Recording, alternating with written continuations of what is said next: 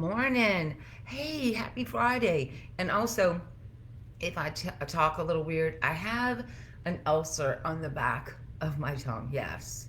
So, and so I'm talking a little weird, but it'll be all right. Okay, so listen, let's talk about today's message because it's quite exciting.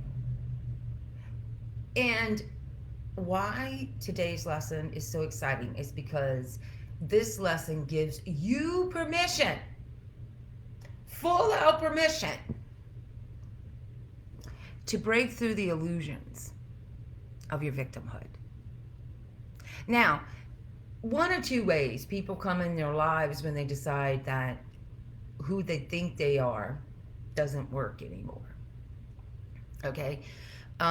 You see it throughout your lifetime. If you look back in your lifetime, I'm sure you have many times you've said, well, I know like a big one. A big one is for every woman that is pregnant and is now is going to be a mom, right?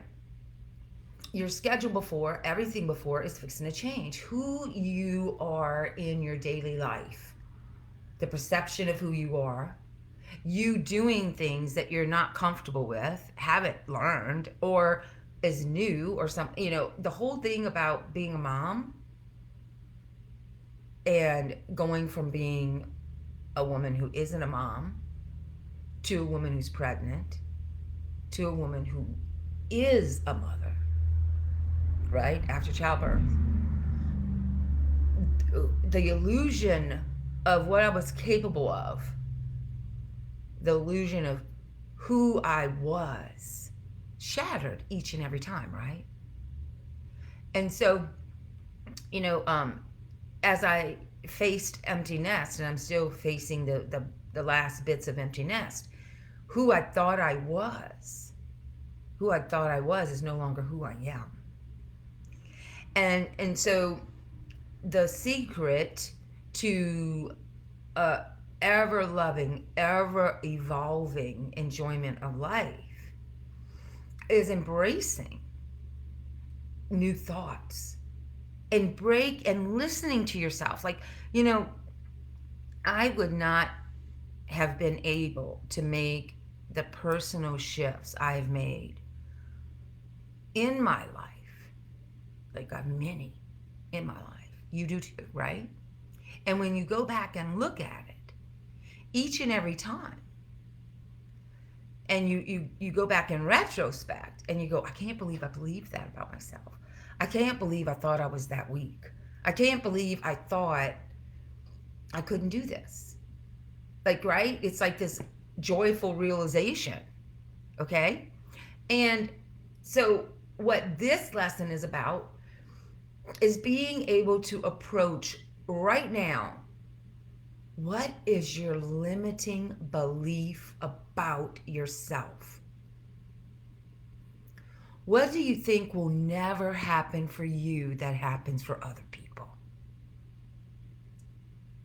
Now, for you to believe, to recite, and give emotional rehearsal to the fact that you'll never be able to do it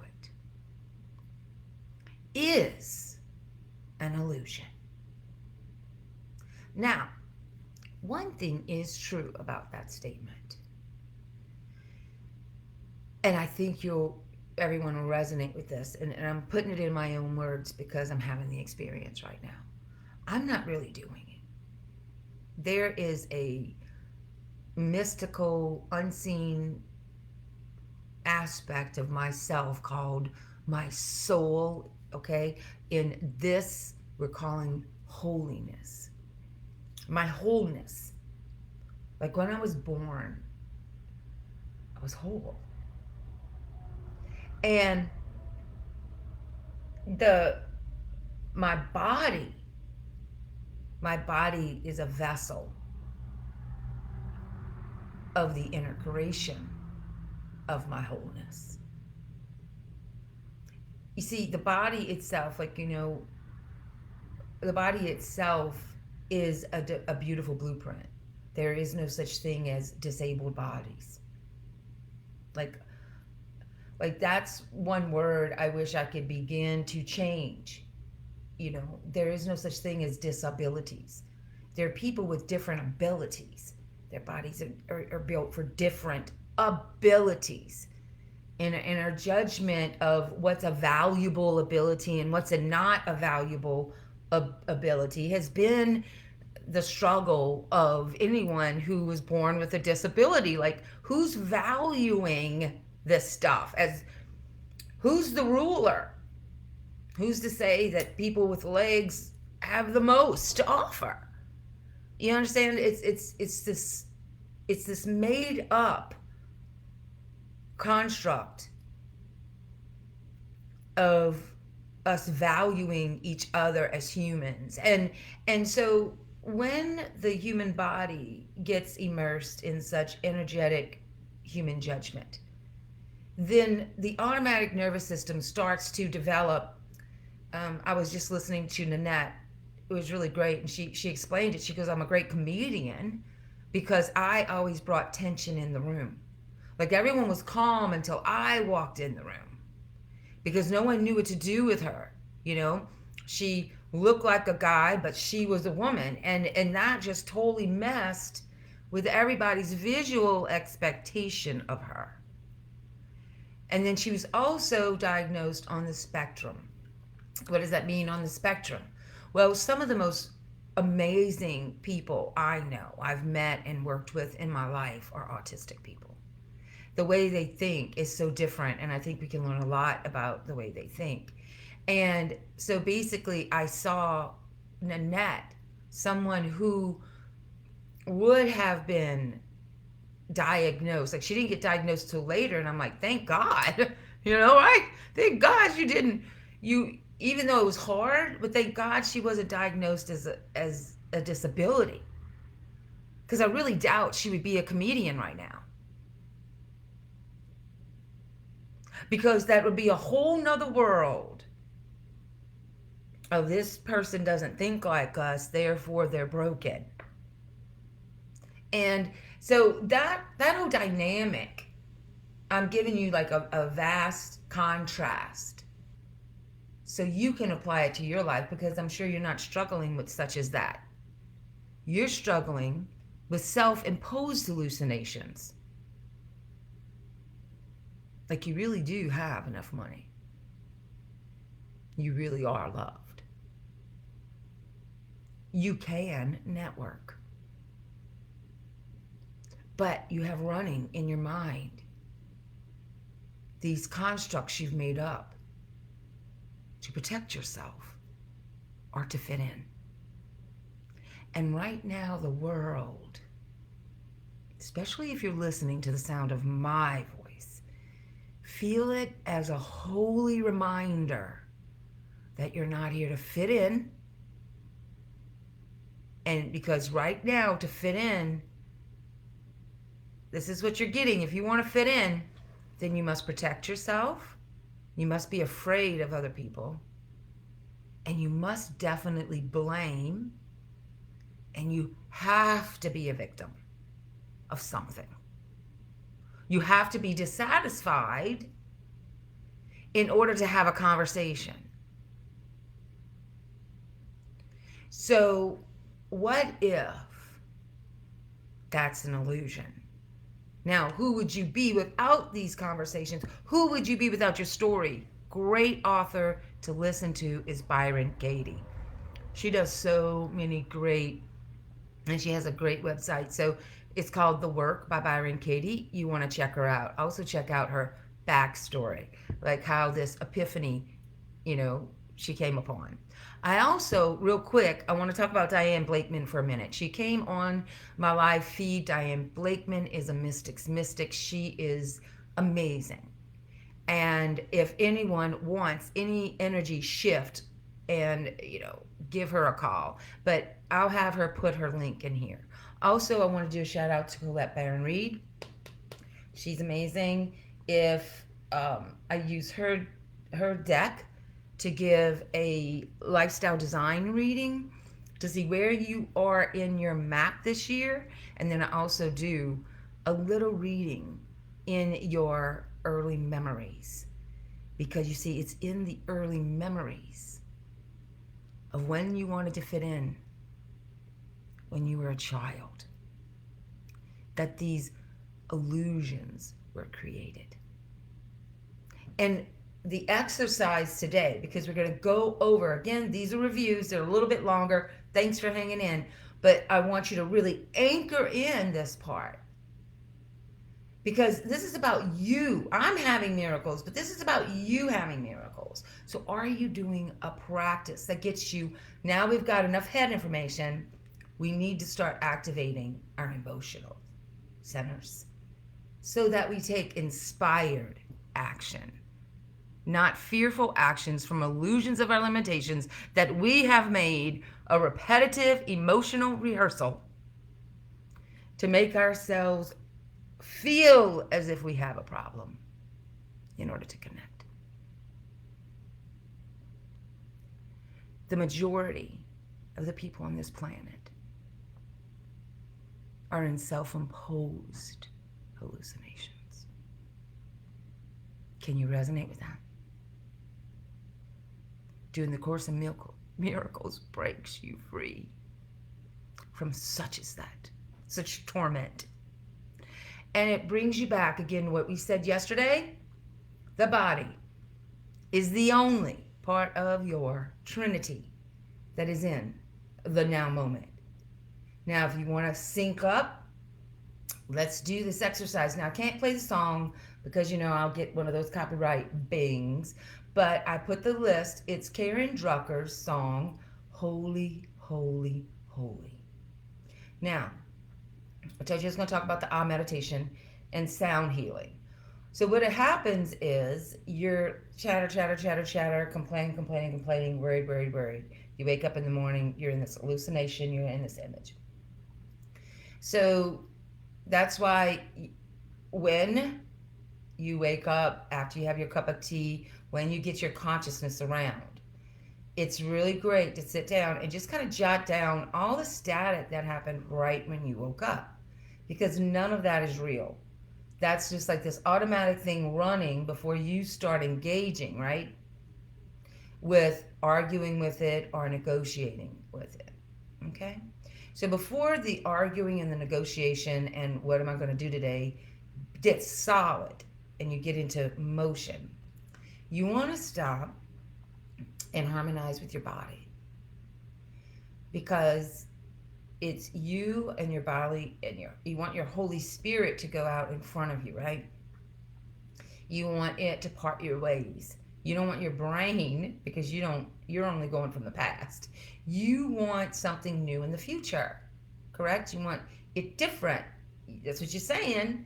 Okay, so then you must allow your Holy Spirit to guide you. So you want to send your Holy Spirit out in front of you. And this exercise is bringing your alignment to your body so that you can listen to that deep inner voice and then do the next soul-led step.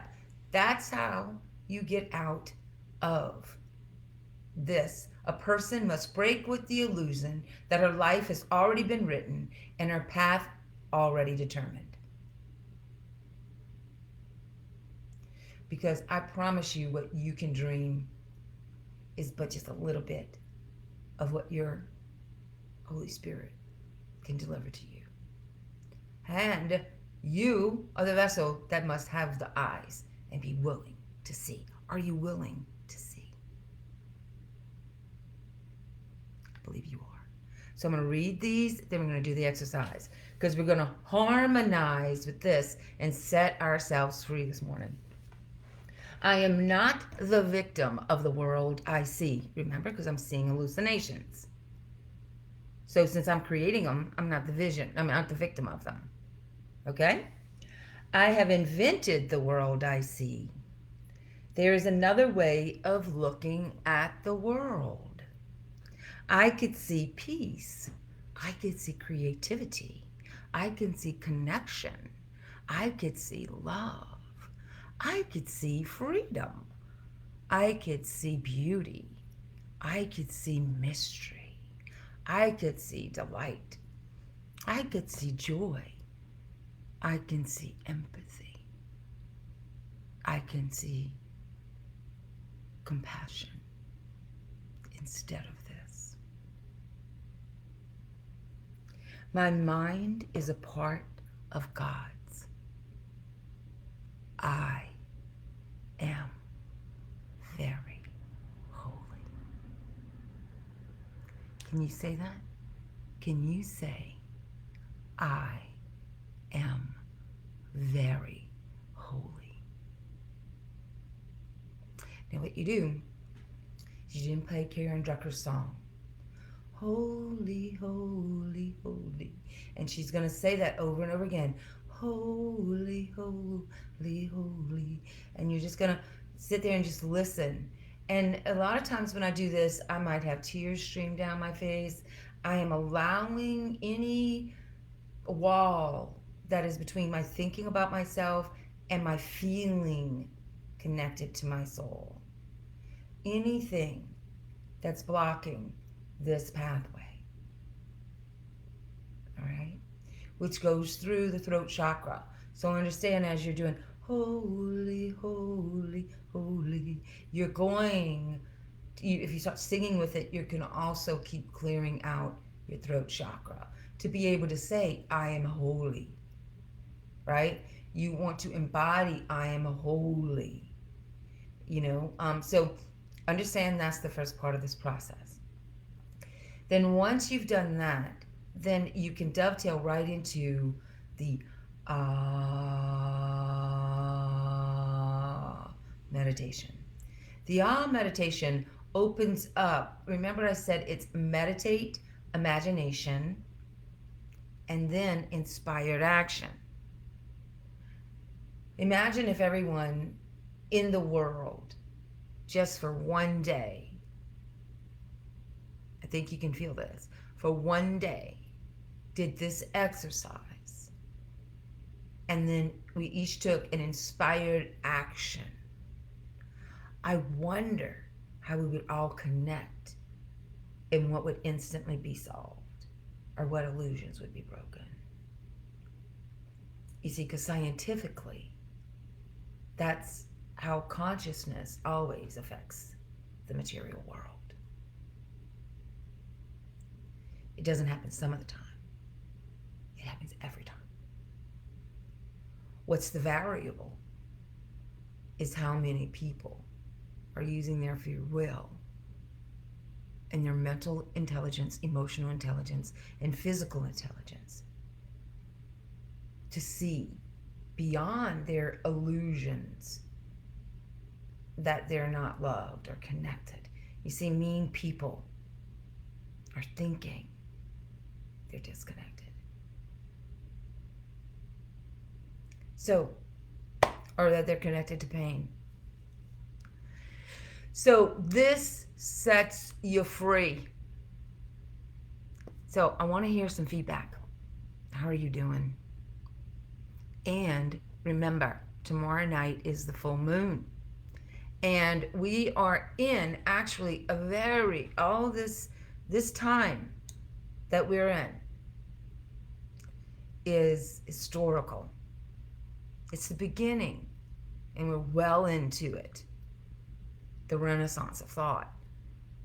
Artists are going to be freer to express themselves because people together, we know we're holy, and we're tired of the illusion of victimhood. So go forth today, multiply who you are, because who you are is divine beauty in motion. And oh my God, you are so